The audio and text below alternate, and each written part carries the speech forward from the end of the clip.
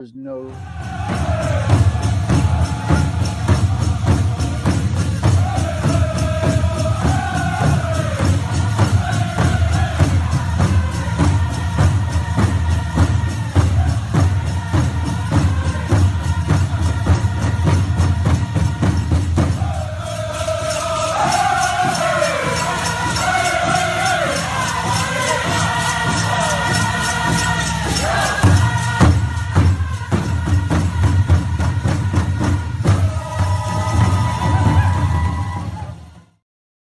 An armadillo slim cap Pivawum Matsame.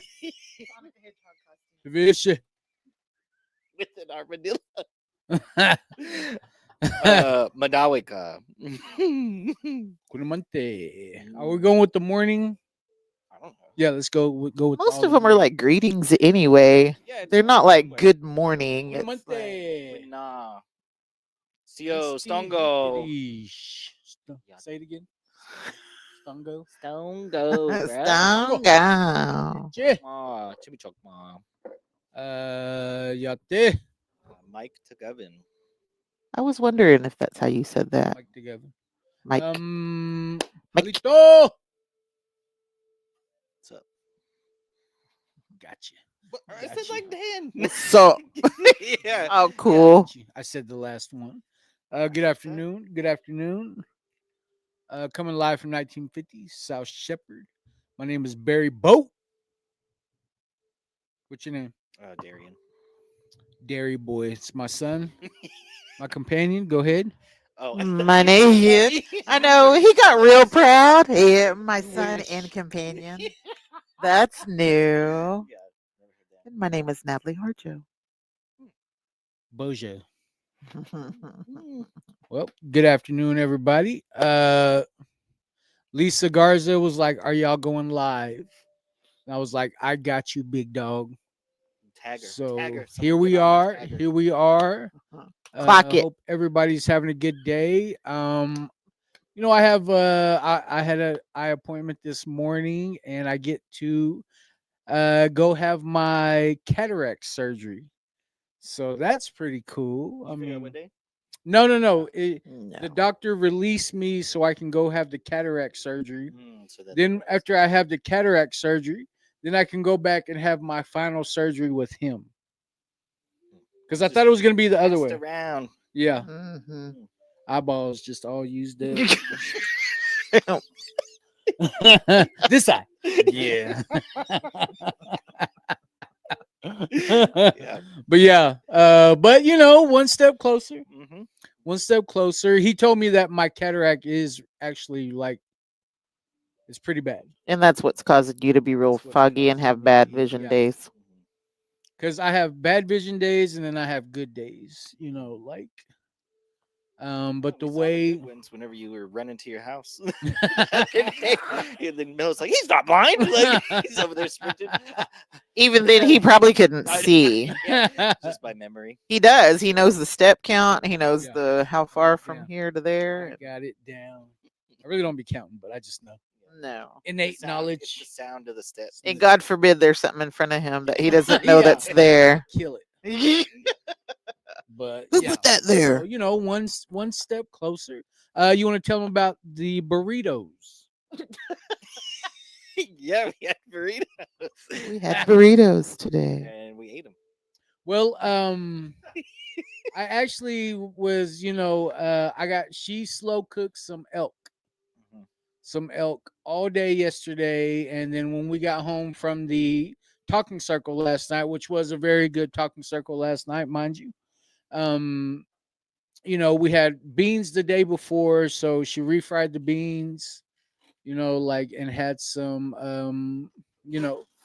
I was every time I took a bite, I was looking for the meat because you're expecting to have like some elk steak in there, and for it to be just a little bit tough, Mhm. I couldn't even. Super tender. Yeah, super tender. So my hats off to the young lady producing today. And then today I had to wear my Res Recovery shirt. So shout out to Res Recovery up there in Standing Rock, North Dakota. Hopefully y'all's tuning in. We got some relatives up there. So, I got a brother-in-law, ex-brother-in-law. He lives in Bismarck. So I believe his wife is from that tribe. She's a teacher, actually. There's a couple of comments here. Leslie Botone says, "Good morning, brother." Good afternoon, sis. Brianna Rochelle says, "Good morning / afternoon." Nova, where's Novocaine. Novocaine and Big Mama Kane in the house? Good afternoon, baby.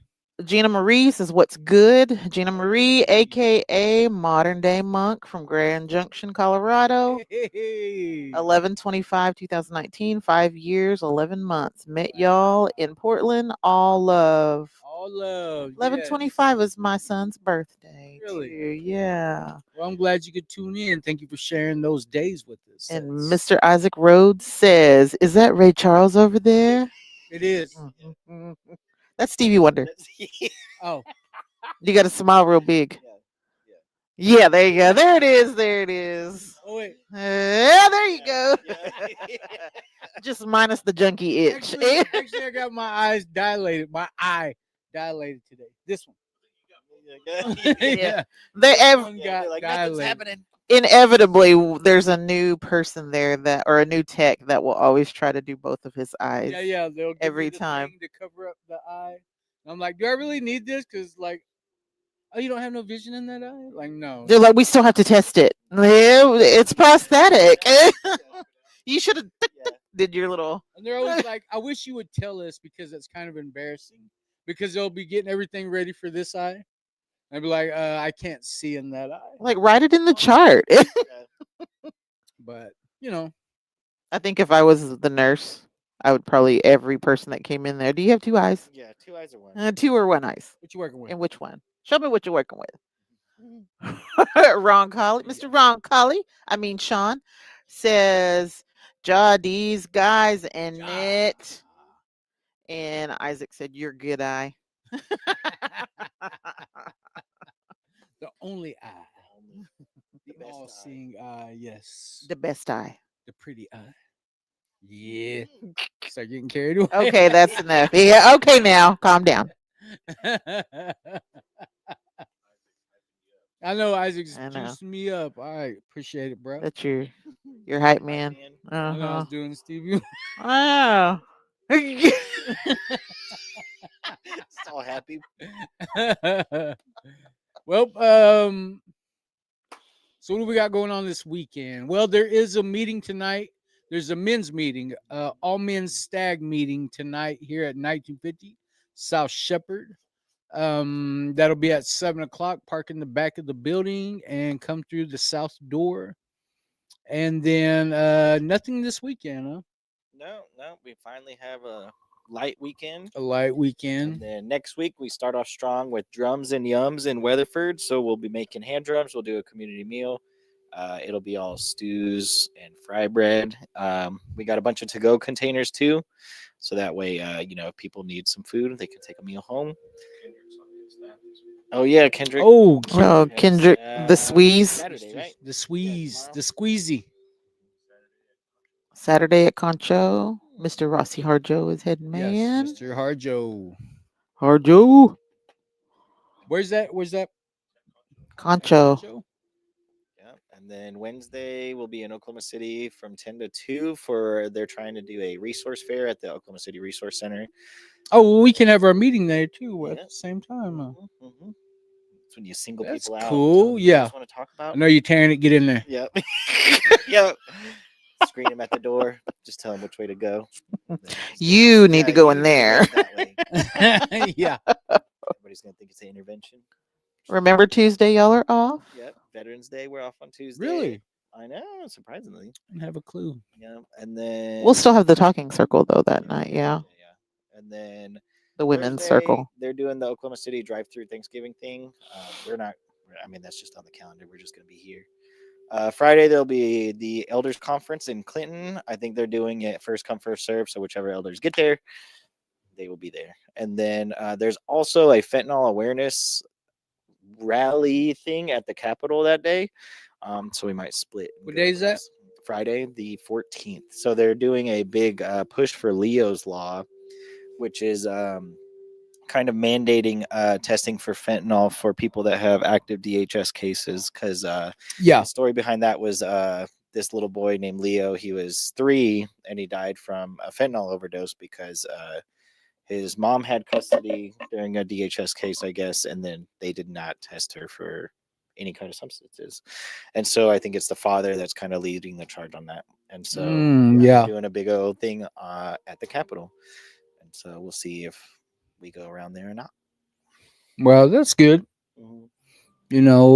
Got to protect. Got to protect our babies. Mhm. And yeah, so that's cool. So next Friday, huh? Darlington powwow is that night, it looks like. Mhm. That day. Oh, that Yeah, day. Mingo. Oh, that's doing why Mingo Mingo's. things all month. Oh yeah, He's definitely. in Mingo mode next week. Mode every November.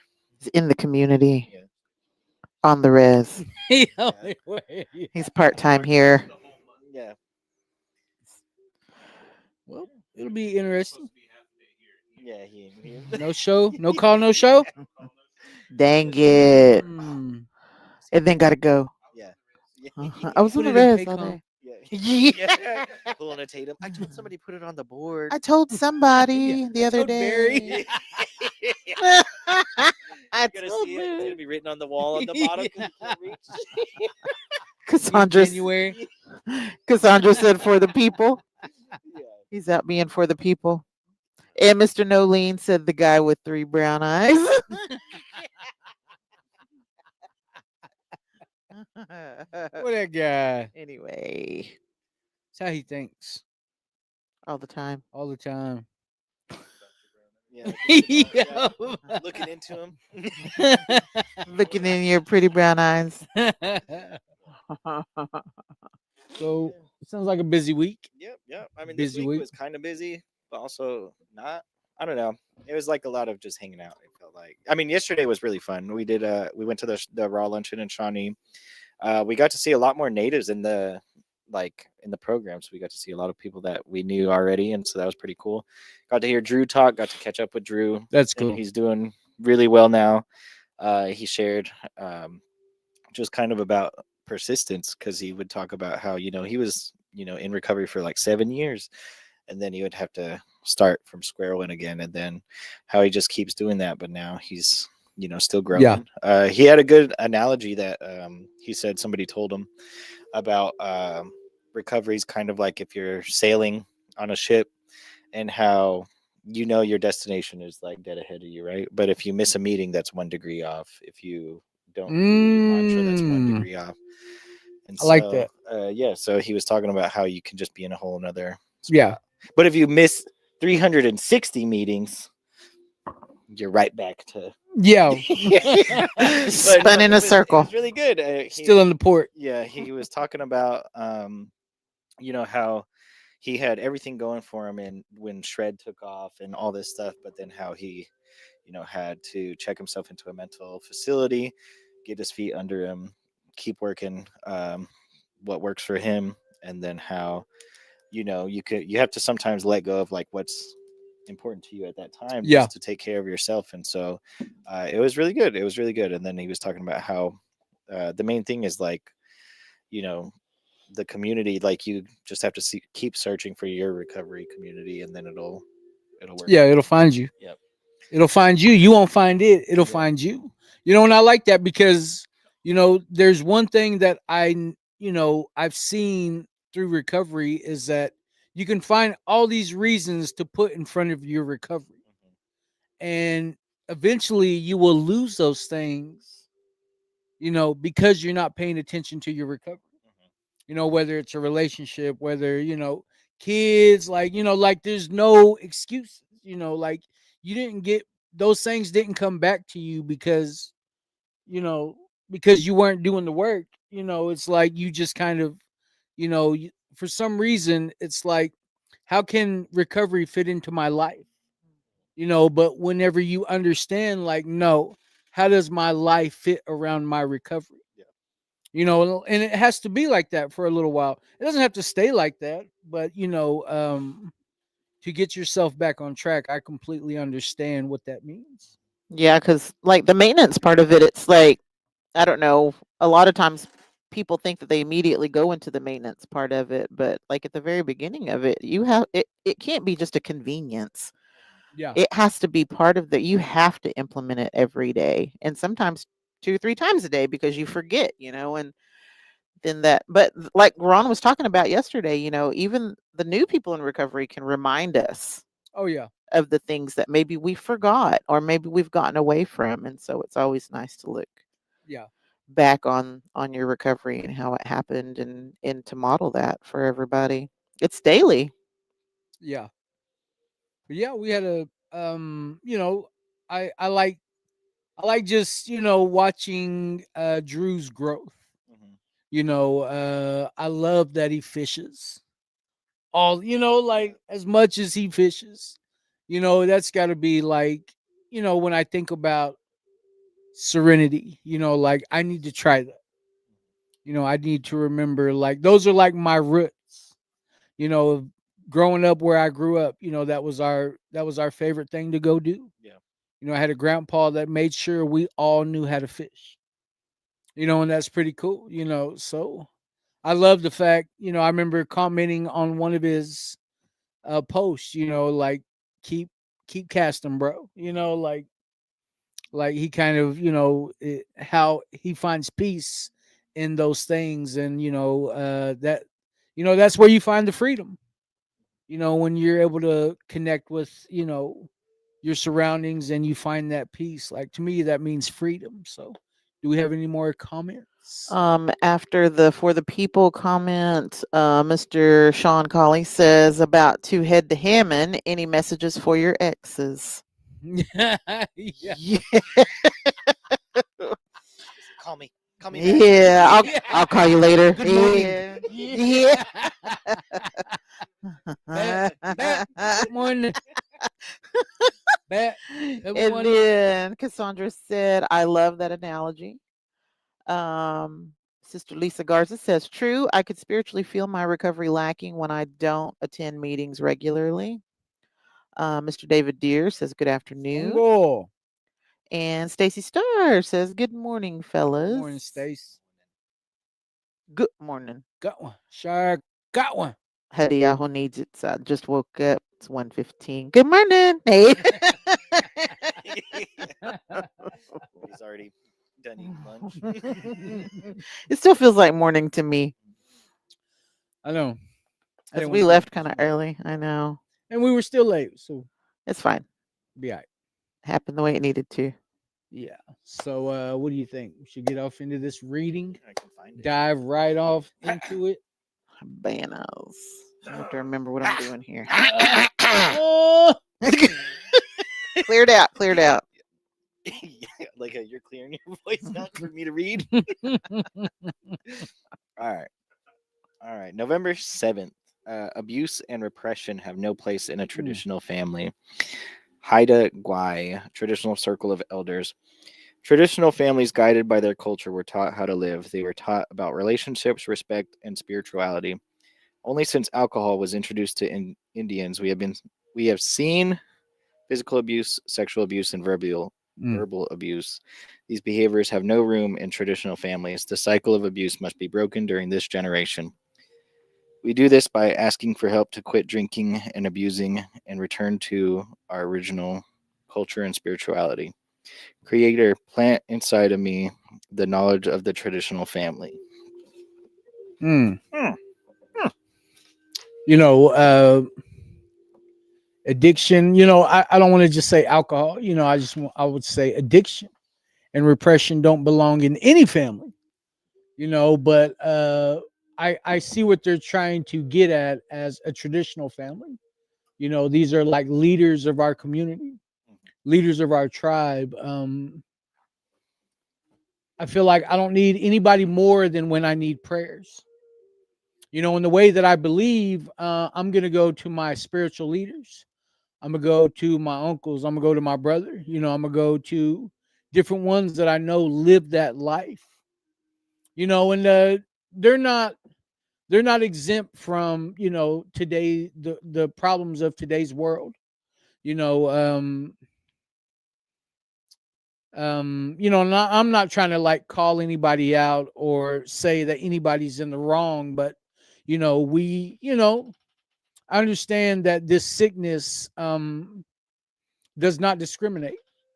People that I know can be leaders, of our ceremonies, leaders of prayer, leaders in a way that, of a person that I've looked up to my whole life. They could have easily have like were raised with that knowledge, like in the home, and here I am, wishing, I could only have something like that. And then, you know, um, like I said, this sickness does not discriminate. You see them turning to drugs and alcohol first. And I tried to explain that, like I've had a conversation with, one of my good brothers. He struggles, and uh we talked about, I said Barry's main problem is that I like to play God.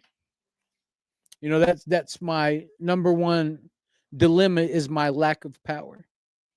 And it just, like, I don't know, like the thought, like I can tell like nobody's ever said anything to him like that, or I don't think he was ready for that ideal or that thought, because he just laughed. He just like basically laughed me off the phone. Oh, you think you're God? He wasn't trying to understand what I meant by that. I think, he wanted help. He wanted to have this understanding of how to get better. But at the same time, you know, like he said, he's old enough to know better, but he's also young enough to not care. And I I know that when he comes back, because that's the thing about this sickness, right? It'll send you back looking for help, and I think next time it'll help me maybe think of a better way to reach him, because I do look up to him. He's a little bit younger than me, but I definitely look up to him, and I think not only me, but a whole community of people are waiting on him to get better. Because that's one thing that I've realized about this sickness, is that we're not bad people trying to be good. Like, we're not bad people trying to be good. We're sick people trying to be well. And when you add in, the addiction, the repression, just any normal family in general is going to be rocked by those situations that come up because of those, because takes a lot of self-centered people, and not understanding, the mentality that you got to have to be able to have an addiction. The drugs and alcohol are not the problem. They're symptoms of what's going on up here with an individual. Like that's where the sickness begins. That's where it all starts, up here. Yeah, I had a problem with drugs and alcohol, but more than anything, I had a berry problem. And like I said, this disease does not discriminate. And one thing that I'm trying to create, along with me and everybody else in this office, is that recovery should not either. Uh, Addiction doesn't discriminate, so neither should recovery. So addiction and repression, I watched it hold my people down way too long. We're on the healing side. No, now that I think more awareness has been brought to um of what being, in my case, what being Cheyenne means, and how important it is that we hold on to our culture, our language, our ceremonies, all these things that make us who we are. I think we're starting to understand the importance of, where we disconnected it from. And, I think with those kids coming home from Carlisle, I think that heals a part of that, of where we can start building that connection back. And maybe one day we can all be ceremonial families, traditional families, because in one way or another, we kind of are, in one way or another, just because of our DNA and who we are as a people. So, hmm.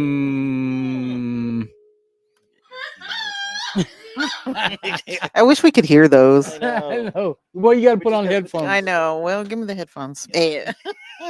Hold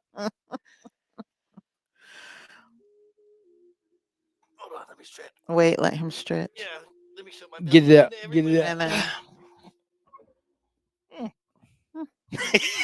out. Yeah, I mean, I think this, how you were talking about these kind of internal problems, like having a berry problem. Mhm. When you're a child of two people that have the same internal struggles and everything, it's also contagious. Like, so, my whole childhood up until I was 16, I was getting brought into like problems that were not my problems. Like, I was trying to just go to school, do my thing, so that way I can just get out of the house, because the environment that I was in was just not for a kid. Like, you see a lot of addiction doing just irrational things. So I Oh, mean, yeah. I know I was a kid that, whenever I was like just disappointed in like what my mom and stepdad were doing, like they sent me to Red Rock to a crisis unit for no reason. Another time, like in my stepdad's uh infinite wisdom, while he was under the influence, he reported me and said like I was touching my sister and like all this like crazy stuff. Like, and so I'm like, freaking do a whole investigation, find out like nothing is happening. Yeah. Like, and so it like causes all this crazy turmoil for a young kid, his family too. So like, that relationship between me and my sister was like in jeopardy. That relationship between me and my mom was in jeopardy. And you can just see this just vortex and tornado of chaos and everything that is not supposed to be a healthy family. And I think once you take those substances out and put in recovery in those things, you see everything coming back, that foundation's being built again. The like, think of it just as a building. You have your foundation, you have your frame, then you have your detail, then you have your maintenance. And so we get to see all this stuff happening from what was just wrecked. Chaos. And so seeing that and then coming back into the circle adds on to that healthy family, that traditional family, to where like I get to dance in the arena with my kid, my sister, my mom, my grandma. So we have 4 Mhm. generations of sober natives. And that's one of the most healing things that we can all experience as a family. And then how we were kind of talking about earlier, how like a lot of our traditions kind of feel like they sway when we lose somebody in our family, like that Yeah. one glue. And so now I feel like that's coming back, like to where my little Raven side of the family is like coming back together more often than not now. Yeah. And in a healthy, happy way, you'll hear us be the loudest section in an arena. Yeah. We'll be just doing nothing but joking the whole time, and it's stuff that we haven't seen in years and years and years. And so I think we're seeing a lot more people replacing that addiction with that traditional healing, and it's very beneficial for like everybody. And then it's contagious. It's the ripple effect again, to where it is, as Dave says, first you heal yourself, then your family, then your community, then your nation. And I think we're actively seeing that in the community aspect. To where I mean, we'll get noticed now, like just Mhm. from the Rescovery side or the tour side or anything. And it's um like the baddies yesterday, they got to hear firsthand a mother talk about how our Narcan saved their Wow. teenager son's life. Oh, yeah. Yeah. Yeah. And so like I think it's something that we would have never heard before. Like Mhm. the tough topics are now easier to talk about, and it's just because of how all of us are now walking in that same kind of path. to where we want to heal no matter how uncomfortable it is, because you need that uncomfort for growth. And so that's me bringing it home because I don't know where to end with that. But And here we are. Yeah. ta-da! Ta-da! Clear your hands. Bing, bada Yeah, boom. yeah. You had to clear your hands like that. Uh, Man, there's so many things that it could go.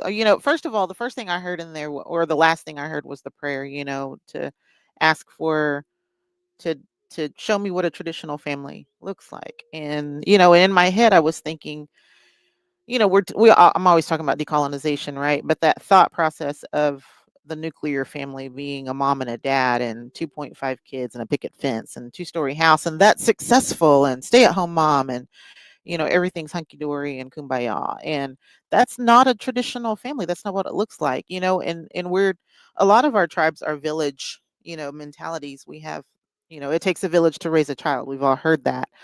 But as I've done a lot of these observations and done this work over the years, there is a prophecy, and I've referred to this on a couple of occasions. There's an African prophecy, actually, that says a child not embraced by its village will burn it down just to feel its warmth.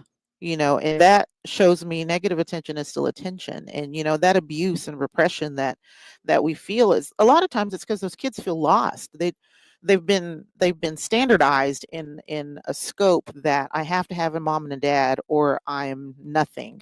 And or I'm going to be less than. Basically, I'm going to be classified as something other than the norm.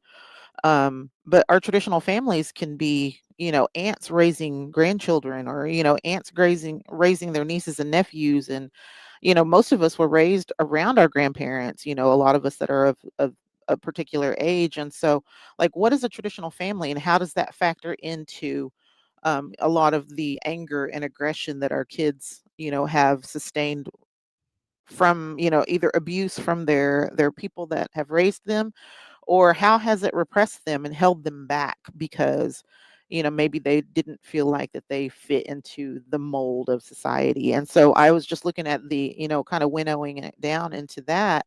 um Man, none of that has I'm with you. None of it has any place in a traditional family. However, we need to also define what actual repression looks like. It's not always just physical abuse. It's not even just emotional abuse. Sometimes those are the classic scenarios. But like, I was thinking about the repression part of it, the holding you back, the topping out at what your best ability can be. I have a sister who was raised in addiction. A younger sister was raised around addiction, around a lot of drug deals, a lot of things like that. When she was little, I remember everybody was joking and laughing because when kids do something cute, you laugh and you think, oh, and you think it's funny. Well, sometimes things aren't as funny, but she was playing with a piece of paper and crumbling up leaves and rolling them up because she knew how to do it.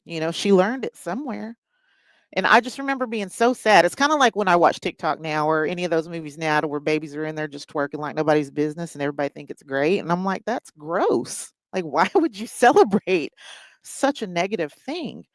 And so, but I just remember thinking about how, like, that right there, it's abuse in and of itself, because you exposed your child to something that is not part of the values of who we are as people, who we are as as tribal people, as who we are as human beings. That's just not something that you want to teach. And in that mode, the abuse happens, whether it's spiritual, however you can classify that. I don't even know that that's classifiable for me, because it's a little bit of everything. It's emotional, mental, definitely mental. All of these different abuses that we don't even realize that it's happening sometimes. And we model for our children. And so, like, even for like me, I don't feel like that I am a negative impact on my children anymore because I'm in my recovery. But that's a little profound to even say, because who's to say what abuse I've done to them in my past that I still carry on and continue to do? Maybe it's because, like, my self-talk, even the way that I talk, I know whenever I hear my daughters talk like that, I'll be like, don't be talking like that. You ain't going to talk to your star player like that. Don't be doing that, right? but I do it all the time. In that also, it takes a lot of looking into ourselves, a lot of introspective perception, basically, to look at what we're doing every day. I can always be better. There's always a place for me to be better today, so I can model for the future, and not just for not just for my kids, but just people that are around me. I think about that, like when we're in group scenarios and sessions, like the other night we were at Sober Steams, right? There's always kids, but I'm always thinking about the little kids. Like, I'm trying to watch my mouth around the little kids, but there are younger teenagers, young adults, women in that group that I also need to model for, because what I allow is what's going to continue. But I also am going to model it like it's okay for them to be like that too, because some of them kind of respect me, and so I have to be careful with that. And so there's just a whole lot of little things that I kind of gleaned from what we were talking about today, that abuse and repression, sometimes it's fine to read it on the surface and, and kind of talk about it on the surface level. But whenever I kind of get down deep and, do the overthinking thing, because I'm really good at that, use it for good instead of evil, and think, how can it make me better? Where's the lesson here that I need to learn today? Because it's real easy for us to get in our recovery and get, oh, what am I trying to say? Um, we get stagnant in the way that we recover and think, oh, I've already checked that off the list, so I don't have to deal with it anymore, until something slaps us in the face, like your daughter learning how to twerk, like maybe I watched too many videos in front of my kids, or maybe I just need to stop watching those videos altogether, because just what does it do to me? Where does it take me and my mentality? And I don't know. It's just, there's just so many things that are all balled up into that. But bringing it home, just I like to just go back to that traditional family. It you know a long time ago, we had all kinds of people that we knew supported us. I knew that if I went to church or if I went to ceremony, I didn't just have my mom and dad, because I didn't have my mom and dad. I was raised with my grandma and grandpa, but I had other grandparents, and I had other aunts and uncles that were there to not just always get on to me, but correct me. I was able to be corrected by a giant family. And nowadays we don't see that. That was a traditional family to me.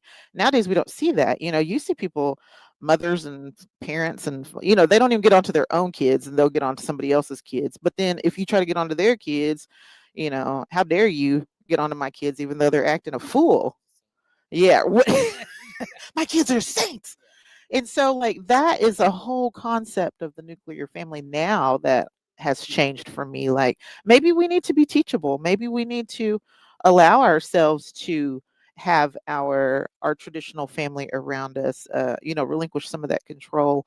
And a lot of that is because of the pain and hurts that we felt or got, that abuse that came from our families. We don't want anybody else to get onto us, because we were gotten onto so much that, I'm never going to treat my kids that way. But we have to find balance.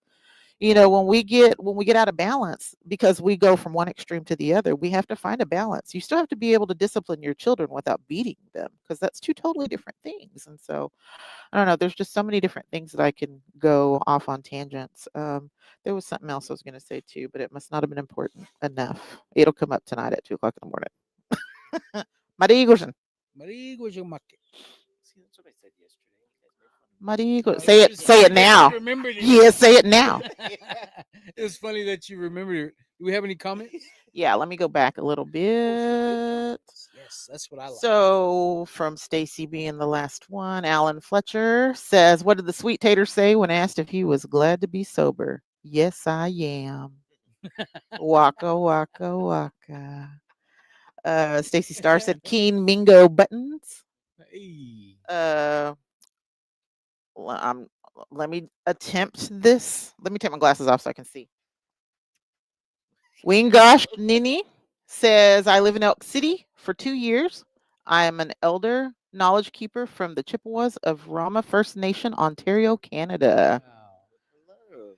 Hello. Miss JC Tawny Beasley says, "Good afternoon." Christy Combs says, "Pride was my downfall. Couldn't depend on anyone when I was younger, so I learned to be independent. My thinking and dependence on myself led me down a destructive path. Ooh, that's a good one. My coping mechanisms included anything to numb or silence my emotions. clean and sober since 7/28/2018. Ooh, that's my birthday. It It was is.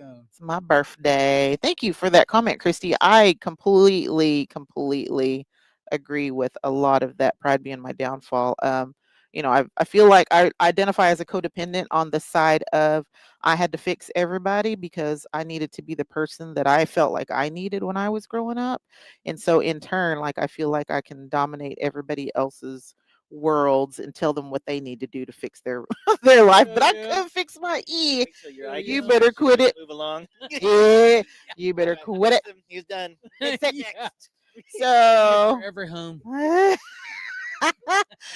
one day I said, "That's it, I'm going home." And he looked at me all some kind of way and he goes, "You are home. Stop saying that." All hurt. Chained her back. Uh, Locking somebody else. wrong lock. Yeah. Alan Fletcher says, I overheard some wise and grateful words from Tom running turkey at AA the other day. He said, I used to wobble after I drank too much. Now I wobble after I eat too much because I'm stuffed. Susan Stacy, Sister Susan, says, That's Hey. powerful, Natalie Harjo, what you just said. Thank you for tuning in, Susan. Susan, Miss Sister. Was it yesterday we saw her? Oh, y'all saw her yesterday. Okay. We seen her Tuesday. Yeah, 'cause she was at So Raw. At Raw. And Raw. Sober Seams. And Sober Seems the night before. We've seen her 2 days. Lisa Garza says, Yes, my immediate family has gotten clean and sober, and we are able to talk about our addiction and recovery today. Culture is bringing us closer together. Absolutely. Absolutely. It is beautiful. I was just telling somebody the other day how the people that are in my circle around me now, there are more people around me that are sober than are not sober, or sober and clean and not clean, right? And so I think that that's amazing because my kid, my youngest daughter, she's a child of recovery. Well, all of my kids were at some point of my recovery, but like my youngest daughter, she's like the one that got to see me probably at my most healthy. And it's pretty cool because she goes out and talks and tells everybody, like, why would I? My mom does this, like, and she's really good. She's really good. So it's nice to see her carry on that. Mr. Quentin Sessoms says, What's up, Unc? Hey. And what's up, nephew. cousin? What's up? Hope y'all are having a good day. Ahoo. And then Quentin Sessoms also says, Unc Barry looking real deadly with them shades on. Hey. He says, Yeah. Stacy said, Did y'all get a new light bulb? Yeah. Did we get new light bulbs? It is pretty No. bright right here. Well, Oh, eye dilated. yeah. I got my eye dilated today at my doctor's Too appointment, bright. So I'm just too cool. And Miss Sharon Beard says, Good words, Natalie. Thank you. Y'all have a great Hey, weekend. Doodah. Doodah head. That's the Pawnee thing, right? I Yes. couldn't It remember is where it came good. from. It is good. It is good. Hililundos. That's what we say. It is good. Hilin. Yeah. No, you say Yeah. pivot. Yeah. Ish pivot. It's pivot. Not bad. Are we battling? Yeah. Don't give me. Y'all gonna get in trouble all day now. Shoot. Take my Whatever. glasses off. Yeah. Oh. Real fun. Knock everything over.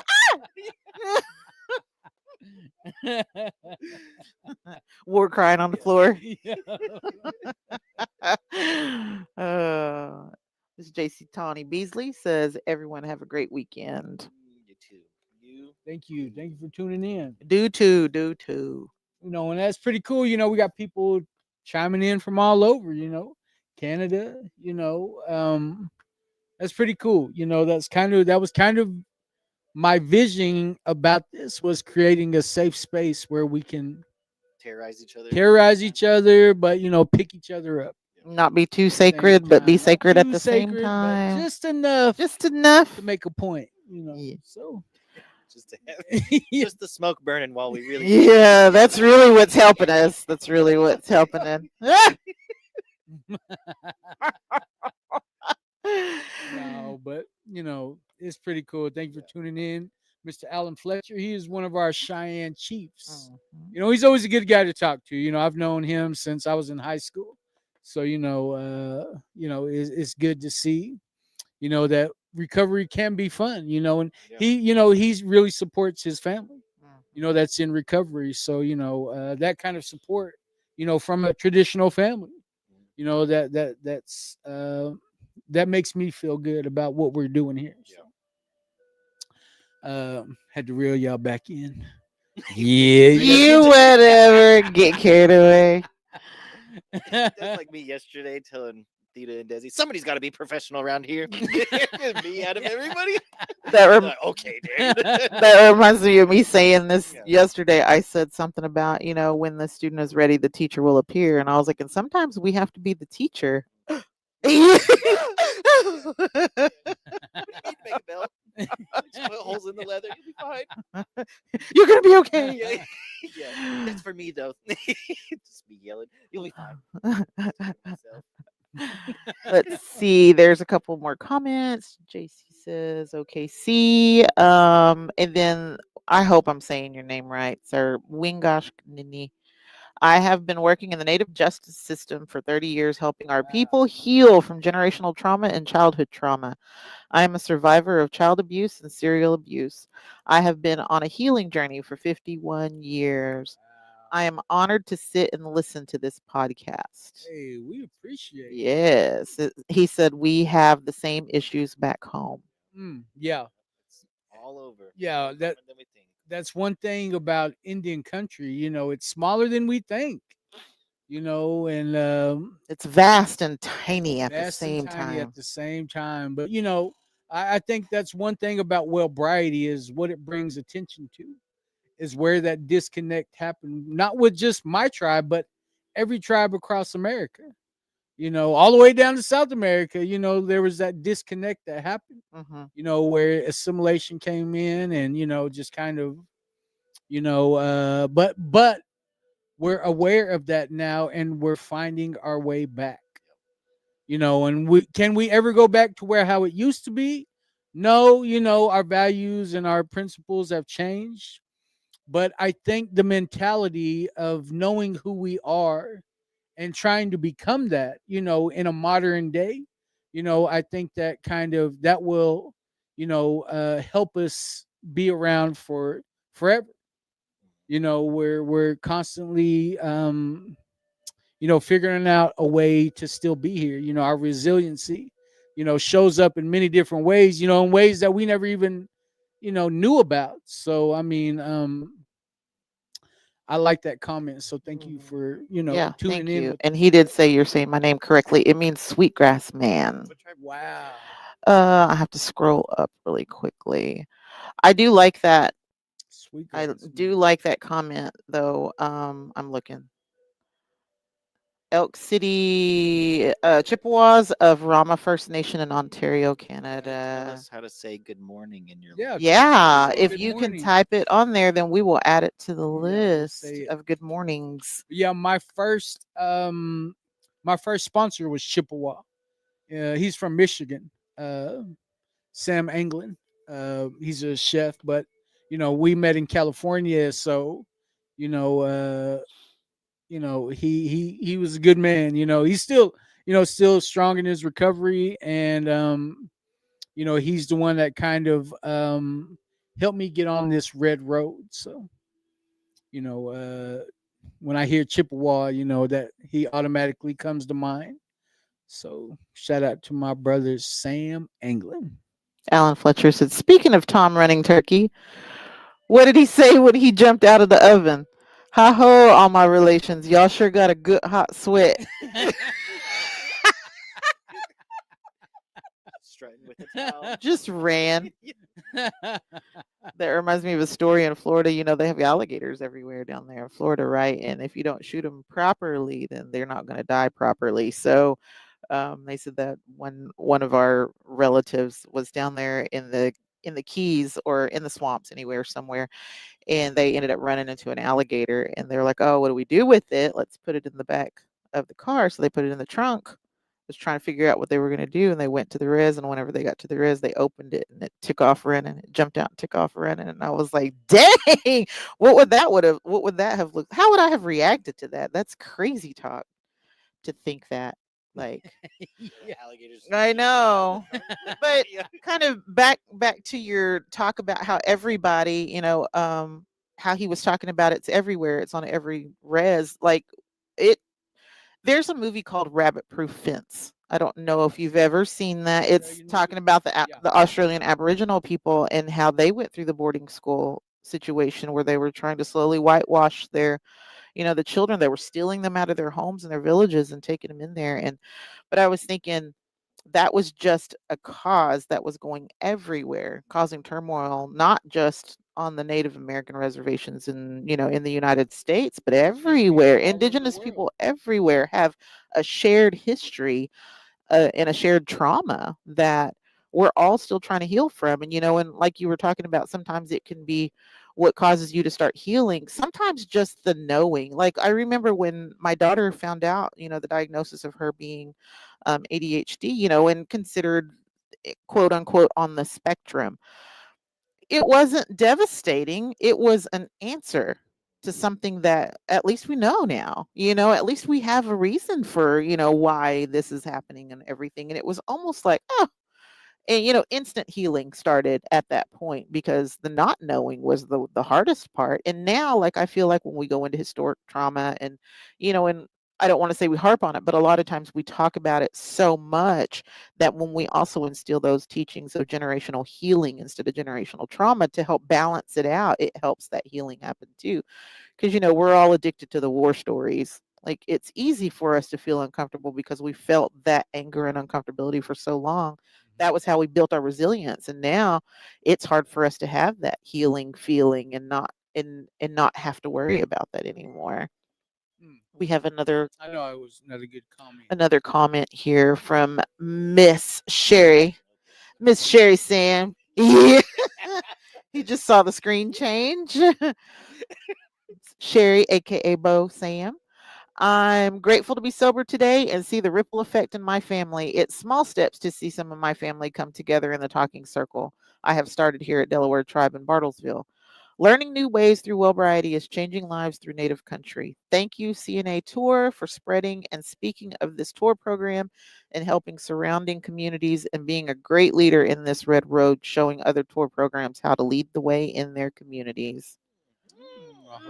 And you're not alone. That's always the best part of it is we're not alone. We had a meeting last week with Mr. Don C, and it was almost like he was overwhelmed at how tight knit our entire Oklahoma sobriety community was, like our entire Wellbriety community, because and we kind of made it known, like, you let us know, one of us, all we have to do is do the all call and we'll all be there because we all have a really good relationship, because we all support each other, and that's what it's all about. So, but yeah, we're always grateful to see your smiling face coming from 3.5 hours away in Bartlesville. Appreciate you, Sherry.